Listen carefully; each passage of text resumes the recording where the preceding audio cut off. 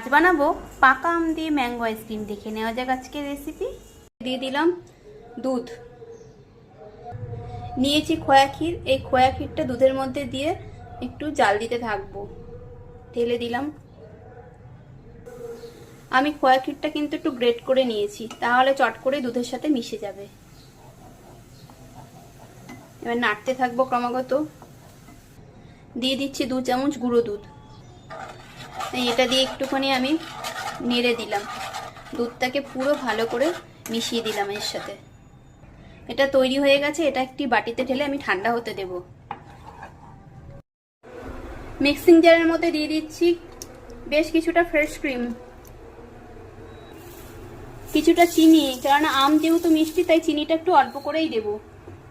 দিয়ে দিচ্ছি টুকরো করে রাখা আম, একটা বাটিতে ঢেলে নিলাম। এই আগের থেকে যে খোয়া ক্ষীরের মিশ্রণটা ছিল এটাও দিয়ে দিলাম। এই দুটোকে মিশিয়ে নিচ্ছি। যেই পাত্রে জমাবো সেখানে ঢেলে দিলাম হাফ মতো।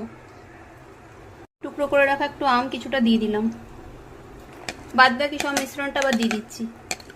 আবার একটু উপর থেকে আমের টুকরো দিয়ে দিলাম। এবার একটা এরকম ঢাকনা দিয়ে ঢেকে দেব। এই ফ্রিজে রেখে জমিয়ে নেব। 8 থেকে 10 ঘন্টা এইভাবেই রেখে দেবো, তারপর আমি দেখাচ্ছি। খুব সহজেই তৈরি হয়ে গেল ম্যাঙ্গো আইসক্রিম।